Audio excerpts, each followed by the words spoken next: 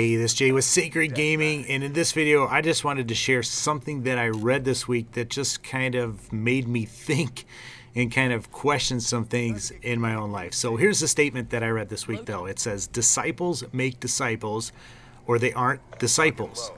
Right? So if you didn't catch that, disciples make disciples or they aren't disciples. Now I don't know about you, but I consider myself a disciple. I consider myself a follower of Christ. I don't know what you consider yourself. I know some of you guys are totally not in the Christian faith, but I wanted to kind of speak to those of you that are.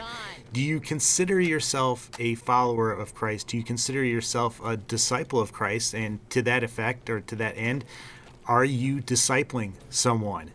Wow, I think a lot of people in the church today, a lot of us would consider ourselves disciples or followers, but a lot of us are not actually discipling anyone. Maybe it's we think we're not able to, or maybe we think that's the pastor's job or somebody else's job, but we've kind of gotten off course. And I think this kind of speaks to a lot of churches today. We've kind of got away from this whole model of discipling that Jesus Christ started, and we were supposed to keep going. So I don't know, where does your church stand? Do you even agree with that statement, or what do you think about that statement? Let me know in the comments section. Now I personally think we've, like I said, kind of gotten off track, gotten off course. I was reading something about Harvard University. If you know anything about Harvard, it was actually started to be a Christian university.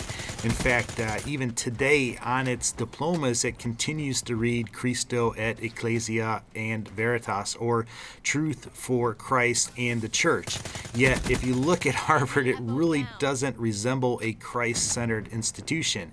And if you look at Yale, Yale was actually started by a pastor and a Christian business person because they were concerned that Harvard was becoming too secularized. So they wanted to start a school that was devoted to Christ and would not get off track. And now today, if you look at Yale though, it has gotten off track from what it was originally started for. It is not, this beacon of Christianity, a Christian school. It's far from it. And I think a lot of that's true in the church today. We've gotten off track with what's really important. Now I look at myself, anytime I'm talking about the church, I'm thinking about what am I screwing up? Am I discipling anybody right now? Now I have discipled people, but right now I'm so busy with teaching, with occasionally preaching and doing this or that, or doing the YouTube channel, or with the family and kids. It's almost like I don't have time to disciple somebody. But really, it's not really a matter of not having time. It's really a matter of I'm not willing to do it. And I don't know about if that applies to you. You could use the same excuses. I don't have time. We are very busy in the church today. We're very busy with this program and that program. But really, are we doing the most important program of all, the discipling program?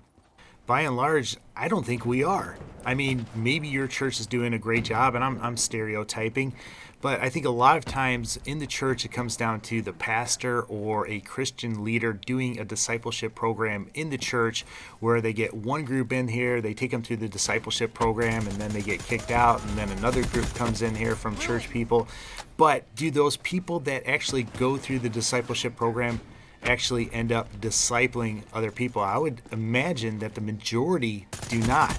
And that's where we're kind of failing in this respect. Going through a discipleship program should result in then actually discipling other people. And unfortunately, we don't think we're ready. We don't think we're qualified. We don't think we're called to do it. We think it's just the pastor doing it, and yet we are called to do it. As a Christian, as a follower of Christ, as a disciple of Christ, we are called to actually disciple other people.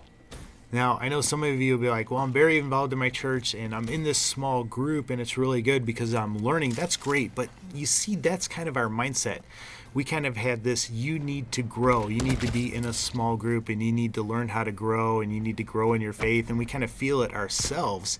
But we kind of get stuck in that, and we kind of feel like we never are the ones that should be helping other people grow or discipling other people. So small groups are good, but if small groups never duplicate themselves, if you always are going to a small group and never leading a small group, or you're always being discipled and you're never discipling, I think you're missing out on a big aspect that is key to you growing. I mean, when you take responsibility for somebody else's faith, or I guess I shouldn't say take responsibility for somebody else's faith, but when you take responsibility for encouraging someone in their faith, man, that really puts a lot of pressure on you to be in God's word, to be focusing on God, to be relying on God, so that you don't screw it up and you don't, encourage somebody away from the faith. So it requires you to do a lot more studying, and it requires you to grow, and you will find yourself growing a lot more when you're doing this. So I guess I want to encourage you, if you've never been discipled,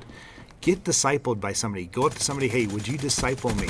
If you have been discipled, I want to encourage you to go up to somebody and ask, hey, can I disciple you? I feel called to disciple you, and pray and ask God to lay somebody on your heart. Right now I'm thinking of two guys that don't go to our church anymore, that are kind of just, out there not doing anything.